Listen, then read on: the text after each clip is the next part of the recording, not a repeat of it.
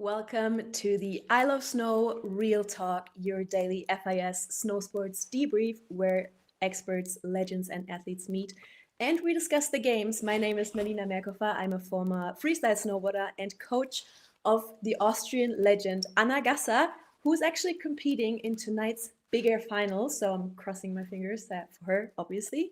Today was already a really big day of competitions, and I'm very happy to have some very special guests today with me because we did have the team combined men today. And yeah, I'm very excited. And let's welcome our first guests, the Fearless Finns, and who finished in the 9th place in the Alpine team combined today, Elian Lehto and Eduard Hallberg. So welcome to the show, guys. How are you doing? Thank you. Doing great. Doing great. That's Thank you. awesome. Also good. Where are you joining us from? Bormio, Italy. Bormio. Yeah, Yeah. Bormio. Yeah. Yeah. So we definitely have to talk about today. I mean, you were racing and now you're here. So how was this whole experience for you today? And yeah, how was the race? Was there what was happening? And I mean, it is the first time it's Olympic, so we definitely have to talk about that as well. But first, let's start. How was the race today? You can start, Elian. Okay, yeah. So yeah, I mean, my race was all right. I mean, nothing crazy. In my opinion, I lost too much time a bit, but yeah, I mean, it was really pleasure to share the Olympic stage with my good friend Edward, and yeah, I mean, it was a pleasure. Even though we came pretty close to the podium, but not close enough. But yeah, I mean, was a pleasure. Yeah, I mean that was a top 10 finish. I think that's pretty impressive. So yeah, but maybe we can talk about it was the first time in the Olympics. So can you briefly explain the format? Because I mean, obviously we have a couple of people watching who might have seen your sport for the first time. So maybe you can explain the format a little bit for us.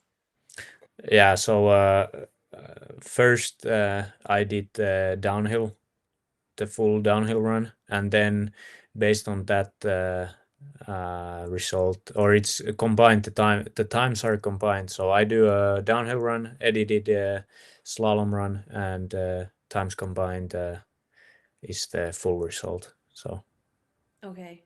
Okay. How do you see that downhill track compared to like other tracks? Is that like very difficult, more difficult than others, or? normally Bormio is pretty tough Okay. already, yeah, because of yeah, I mean, we have really high speed, Mm. difficult turns, not so easy snow. Like today we had really bumpy snow, and sometimes it's aggressive, sometimes it's really icy. It's Yeah. pretty long too, it's 2 minutes. So I mean, it's a proper downhill. Yeah. Yeah. It definitely looks like it, and I've heard in an interview that yeah, it's one of the hardest ones ever, and only the best of the best win. So yeah, it's pretty impressive that you finished in top 10, I guess. But yeah, that's super sick. So let's. I mean, I saw on Instagram that you are pretty close to the Swiss team. So maybe we do have some pictures, I think, of you and the Swiss guys. So maybe you can explain a little bit how the whole training setup works. And I think that was in Zermatt for preseason training. Yeah. So yeah, I was really fortunate about 4 years ago to join the Swiss ski team. Mm. It's really yeah, the downhill and super G. It requires a lot of training and facilities and coaches and so on. So it's really tough for Finland to make that happen. So we bought the how do you say, we bought the service from the Switzerland, and I'm really glad for that. Yeah, I guess like the friendship between the different countries is in general like pretty special in winter sports. We do have that as well in Park and Pipe. We have like a couple of countries just traveling together because for us, pre-season training and we travel all over the world, right? And it's so expensive. So I guess for us in winter sports, it's like it's really special that we can share that with other countries as well. So that's pretty cool. But how is it to like also, I mean, sharing a room or traveling together with a competitor? Because in the end, you guys are competing against each other, right? Yeah, for sure. And but I mean, yeah, we've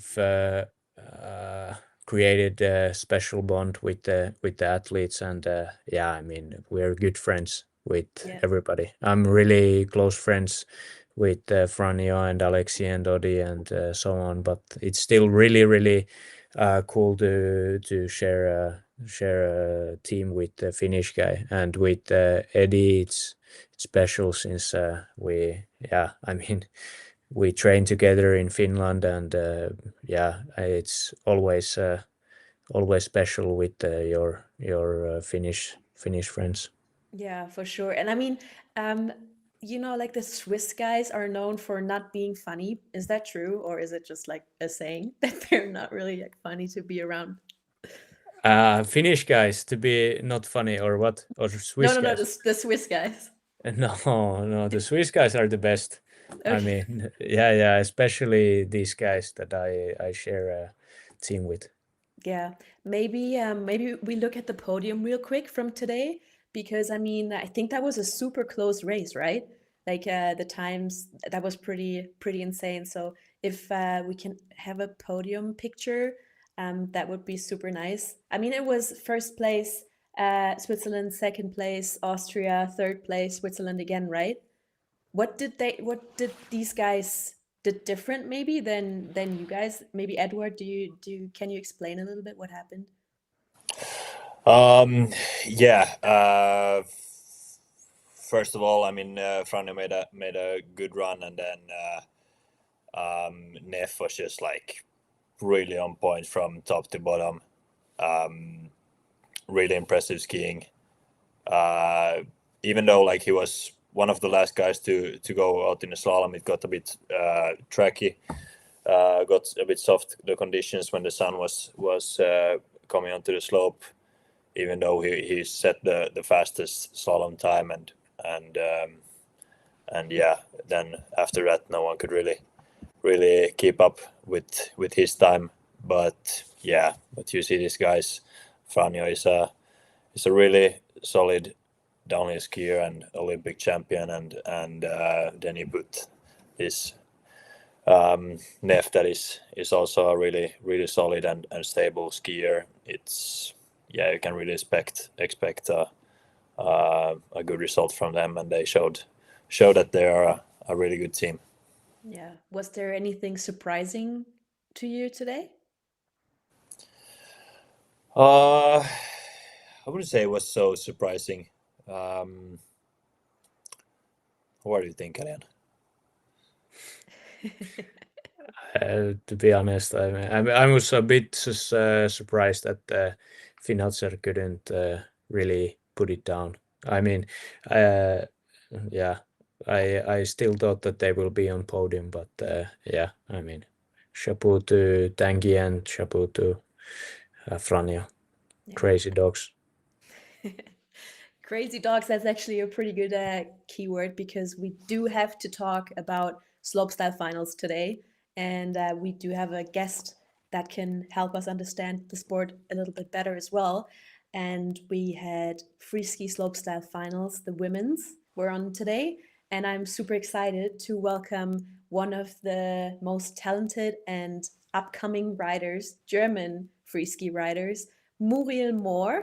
So, welcome, Muriel. I'm super excited to have you here with me in a conversation. And yeah, how are you doing? How are you feeling? First of all, thank you so much for having me. I'm pretty good at home, but I think pretty good now. Yeah, that's amazing. So, I mean, we do have to quickly run through your career. You have you had a couple of World Cup podiums already, which was super impressive. Last season, you had an amazing season. And then at World Champs, you had a really bad crash at Big Air, torn ACL from what I remember. And then you just fought your way back and already competed in 3 World Cups this season. You have to walk me through your whole recovery and everything, because that's so impressive coming back in like that little amount of time. Yeah, so I tore my ACL end of March at the World Champs, which was pretty unlucky, but part of the game. And then a full summer of rehab, doing everything I could to get ready for the season, because obviously now there are the Olympic Games and everyone wants to compete. And I got ready in time. I competed in 3 World Cups, got my national qualification, finished 6th in Largs, which was pretty nice. And then there we had like the second training in slopestyle, and I landed pretty unluckily, and my meniscus is a little injured right now, but I'm trying to get ready for Big Air, so I can compete on Saturday. That's some really good news right there. I'm really excited to watch you in Big Air, because I mean that's also a discipline where you have a couple of podiums, World Cup podiums already, which is super impressive at your young age. But yeah, we have to quickly run through today, because today was, I think, the best slopestyle competition we've ever seen, because that was just incredible. If we can have a look at the podium, I think we have a picture of the podium as well. That would be, I mean, that's insane. Mathilde in first, Eileen in second, Megan in third. What do you? I mean, that is your podium right there, right? Maybe you can quickly, like, how was that feeling in Klagenfurt, third place? Pretty amazing actually. It was my first real World Cup season. Try to compete in every World Cup, and then 2 podiums in Big Air. I always thought that slopestyle is my better discipline, but that's fine. I take the podiums. I'm happy. 100%. And I try to be ready for Big Air now, because I had 2 podiums, so there's still a chance to at least get into finals. Coming back to today's slopestyle finals, crazy. I of course watched the 3 runs of the girls. So first of all, congratulations to Mathilde. Again, gold medal, which is insane, and then so close to the 2nd place. And also like the 3rd and 4th place was so close. Congratulations. I think the whole thing like had so much drama, because if we look at even before the competition, if we look at the constellation, Mathilde with her coach, Misra kind of ditched her like last minute, and then became the coach of Eileen. And then Mathilde had, didn't necessarily have like a coach. And I think that's pretty insane. What does that to your mind? Like, I think because you've been training with that person, and then suddenly he decides to jump over to your biggest competitor. Yeah, that's crazy. And the same thing happened to Mathilde 4 years ago as well, in Beijing, which is crazy. Like, both coaches leave her before the Olympics and go to Eileen and coach her. But congratulations for winning gold again, which shows that she is the one, and she has it, which is insane. But also, I couldn't imagine that my coach leaves me right before the Olympics. I'm pretty happy that I can train with my coach. Like, I've been with him for 10 years now, so that's good. So I guess you do have quite a strong bond to your coach, right? Yeah. How's that for you guys, actually? Do you have a like strong bond to your coaches? Eddie can start. Yeah, I've had my current coach or my current coaches, one head coach and assistant coach for this is the 4th year now, and yeah, I mean it gets like we get pretty close because we kind of like we spend basically every day through the whole season with each other, and we also are like really small team. It's just me and one other slalom racer, Jesper Pohjolainen, and we're basically training together, and so it's really small and compact, and then you get pretty close. Yeah. Do you throw some tricks as well in your off season on your skis? Maybe some it happens that I do some backflips in the spring.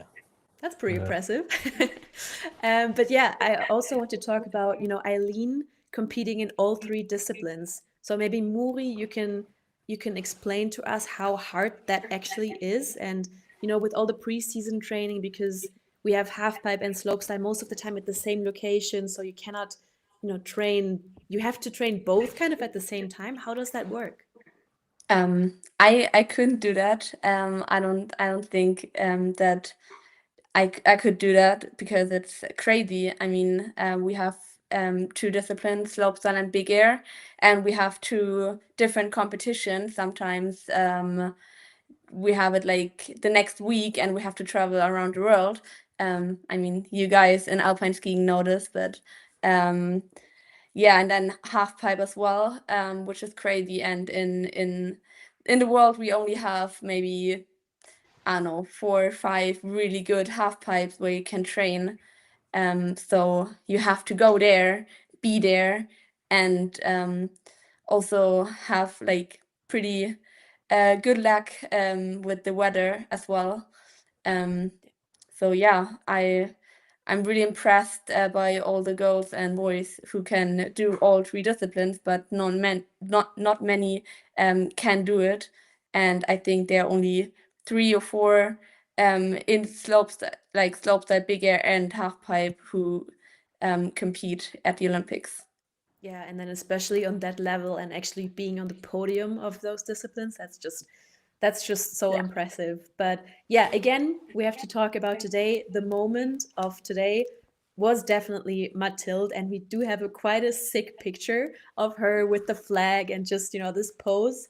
I thought that was definitely the moment of the day. And then also, when she came into the finish area, she just came in there and hugged Julia. Julia came running out of the back, hugged her, and I think that's also pretty good representation of our sport, because everybody is just happy for each other, right? How do you feel about that? Yeah, of course. I think we're a really small community in freestyle skiing, and we always travel together and live nearby. And yeah, especially for the women, there are not many women in the world who compete in World Cups and at the Olympics. So it's pretty nice if you have friends and you, like hang after training and just smile and laugh with each other. And of course, we are competitors, and when we need to concentrate, we can concentrate. But it's also nice to have friends at the World Cups and Olympics. Absolutely. And this brings me to the next topic, which is the hot take of today. Because today we saw some free ski guys taping their pants again. And Muriel, I think you saw that during Laax Open as well. And we did have it in China at the halfpipe competition. So can you quickly explain to us what is the tape for on the pants? So I also did it at the Laax World Cup. So we used the tape to like get aerodynamics, more speed, because when the course is slow, maybe we have wind, and we have obviously pretty baggy clothes on. We are not that fast, and we need speed to jump over the knuckle and get into the landing. And sometimes we need to tape our baggy pants and shirts. So yeah, that we really can land in the landing and not on top. Yeah. So Eduard, I guess we're not going to see you guys racing in baggy pants. I don't think so. I don't think so. I think we're gonna stick to our latex dresses. Yeah. Spandex suits.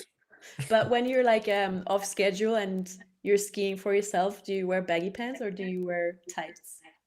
Yeah, I mean, to be honest, I hate the race suits. If I could, if everyone could just like decide to ski in a bit more relaxed clothes, I would be totally in. But I guess we're searching for those hundreds, and then we have to be in race suits. Absolutely. Nah, I understand. But yeah, that's so far it for the discussion. So now we have to look at tomorrow. I mean, today is still an exciting day because we have women's snowboard big air finals. And then what are you guys watching tomorrow? Is there something you want to watch? I think for sure I will be watching the Alpine skiing team combined. And yeah, that's awesome. But yeah, we also do have the freestyle skiing men, which is super exciting finals actually, and then cross country and alpine skiing, so a lot of events to look out for. So yeah, I am super thankful that you guys had time to join this conversation today, and yeah, enjoy your time in Italy and good luck for your next competitions. And thank you guys for joining this live show. And I hope to see you guys tomorrow at 6 p.m. Thank you. Thank you. Thank you so much. thank you.